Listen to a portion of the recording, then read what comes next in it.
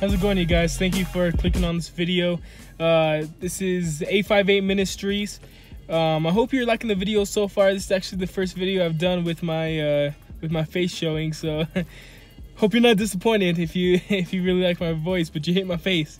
But yeah, I just want to thank you guys for clicking on this video. Please, if you can, subscribe, like the video, comment. Let me know what you guys think about this topic.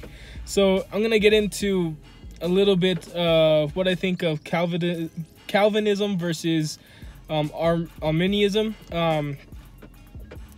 You know, I know there's some people that don't like the term Arminianism, so I'm just gonna say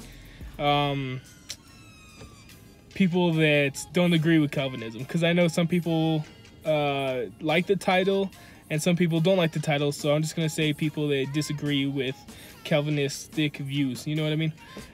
So this isn't gonna be a video on, you know, whether I think Calvinism is right or wrong. This video is gonna be more about the relationship between a Calvinist and a non-Calvinist.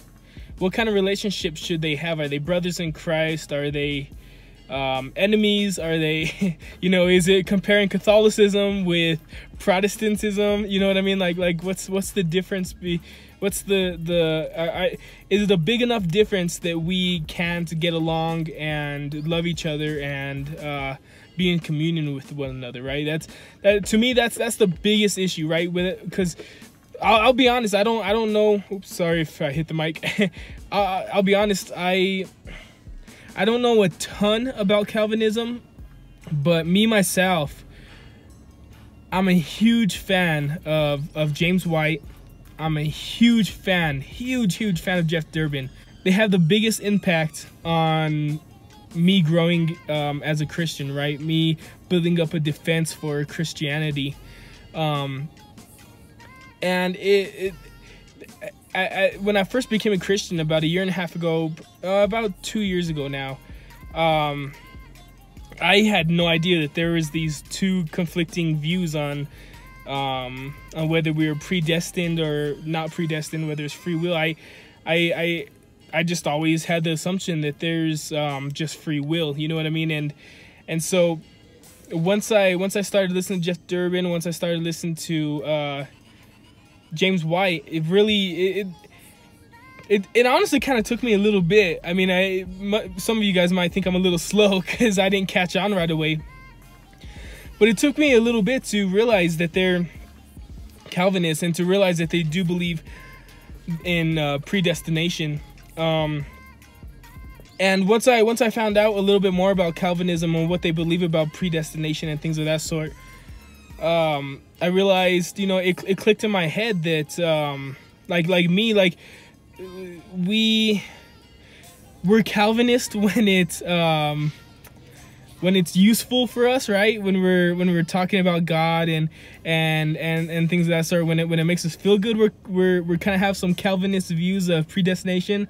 But when it's not in our favor, you know, we go the complete other way. You know what I mean? And we say, you know, there's this was not part of God's plan and things like that. You know, I'll give you examples. So, you know, let's say a family member that's in Christ had a wonderful life in Christ, passed away. You know, everybody will say, oh, you know, what an amazing life. It was God's plan for them to, you know, go through all the good things they went through in their life. You know, all the things they did in ministry. You know, thank God for his plan, for God's plan in that man's life.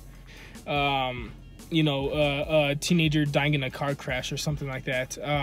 A few years later, their grandson or whatever, died in a car crash. You know, people will say, oh, that wasn't God's plan. God had nothing to do with this. You know what I mean? So I noticed, after realizing the difference between Calvinism and the opposing view, in Christianity, we need to make up our minds. You know, us people that don't know about Calvinism and Arminianism, it's good to, or the opposing view, whatever term you want to use, it's good for us to realize that there are opposing sides to this controversy, because like I said, when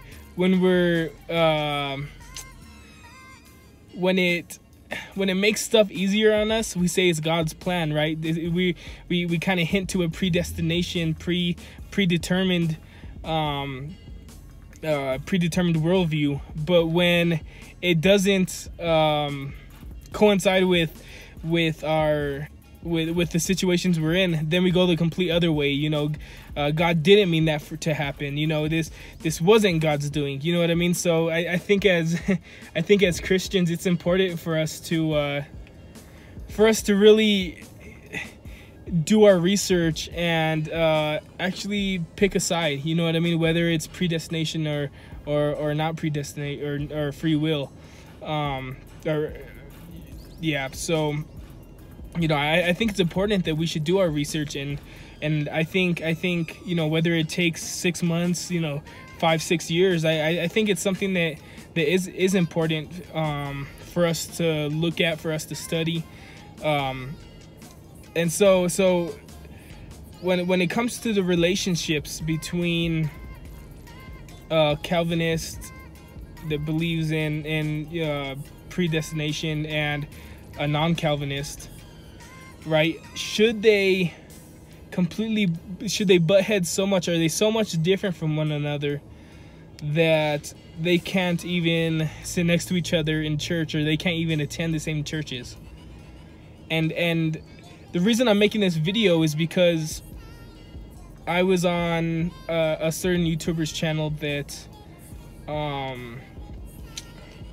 is not Calvinist, believes in free will, right? That faith is not a work, and things of that sort. And he was critiquing Jeff Durbin in one of his Calvinist videos.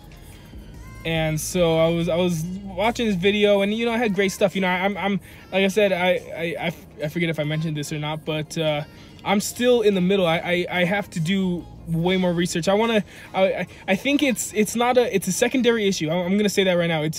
I believe it's a secondary issue between Calvinism and free will. But I think it's an important, very important secondary issue, right? Because it changes the way you present the gospel and those kinds of things. And I was watching this guy's video, and then I scroll through the comments, and I see people saying things like, "Oh, I used to watch Jeff Durbin. Then I realized that he was a Calvinist, and I stopped watching him. And I can't believe him and James White. Oh, Jeff Durbin, he's just gonna hide behind James White if he debates this guy." You know, and I mean, I'm like, come on, people, like, this is still, you know, we're still Christian brothers and sisters. You know, Jeff Durbin and James White, they do tremendous work with Mormonism, with atheism, with abortion. You know, Jeff Durbin has his End Abortion Now stuff that he's doing. You have James White with Islam. He has books on Islam. He has stuff with homosexuality. He has, you know, just this amazing ministry, and it's been a true blessing to me. And just amazing, right? And let's say I became Arminianism to the fullest. I became it to the fullest, right? I would still be totally blessed by Jeff Durbin's ministry and by James White's ministry. I don't think it's something that we should hate each other over, or if it's I don't think it's something that that we should not. I don't think it's something that we should let get in the way with being in communion with another believer. You know what I mean? It's not like we're comparing Mormonism with Protestantism, right? We're comparing two believers that have a different view of whether we have free will or not. And so really what it comes down to is, are you gonna excommunicate everybody that doesn't agree 100% with you, right? Because that's what it comes down to. Because I guarantee you, if I sat down with everybody in my church and we wrote down every single thing we believe about God, right, and every single thing about what's going to happen exactly to the point when we die from now until when Jesus comes, or things like that, eschatology and things like that. It's gonna be there's gonna be some secondary points like Calvinism and things of that sort that we're gonna differ on. But this, and if you're so picky about it that you can't even sit with you can't have communion with somebody that differs with you on a secondary problem, on a secondary issue. If you can't have communion with somebody that has if you can't have communion with somebody that differs with you on a secondary issue, that's going to be an issue. That's going to be a whole issue in itself, because everybody's at a different stage in their faith, right? And so this is one of the reasons why I kind of avoid, at least at this point, I kind of avoid saying I'm 100% this stance and 100% not that stance, because I'm still pretty early in my faith. I've only been a Christian about 2 years, but so the reason I don't take 100% this stance, you know, whether it be hell or universalism, which I don't believe in universalism, but let's say that it was a compelling argument, I wouldn't say that I'm 100%, you know, this or that, just because, you know, your views change over the years and things like that, and your eyes are open to new things. Hopefully, you know, you can so hopefully you have a firm foundation where you can stay as consistent as possible. But usually, you know, on the secondary issues, I don't say I'm this or that most of the time. Obviously, with, you know, issues of Jesus's deity and the Trinity and things of that sort, I'm pretty firm on. You know what I mean? I'll definitely say I'm a Trinitarian, things like that. But when it comes to the secondary issues, you know, I think we have to set our pride aside. And when it comes to being in communion with one another, we need to love each other, as we're called to love each other. And just because we're called to love each other doesn't mean that we can't have these arguments, right? We can't have these discussions. I'm not saying that just because you're in communion with somebody doesn't mean that you can't have intense discussions about Calvinism and free will and things of that sort. I think we're supposed to have in-house debates about these things. And I think a perfect example of these in-house debates and how we're supposed to interact with these secondary opposing views is James White and Michael Brown. They're the perfect example of how two brothers are supposed to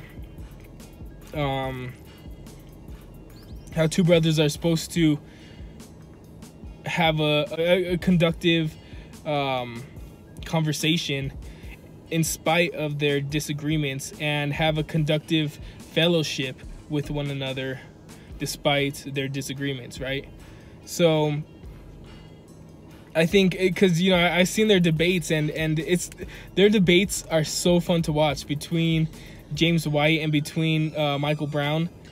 You could just tell these dudes love each other, and it's amazing to watch. You got to watch their debates on predestination. So you could tell they have a close bond when it comes to their heart for ministry and things like that. And I love it when they work together, especially, you know, I saw that debate between it was James White and Michael Brown on one side, and these other two, I can't remember their names, the other two guys that, you know, and they were talking about the Trinity. I think that was an amazing debate. That kept my interest, you know, through the whole thing. And it was because of I think it has a lot to do between the chemistry between Michael Brown and James White.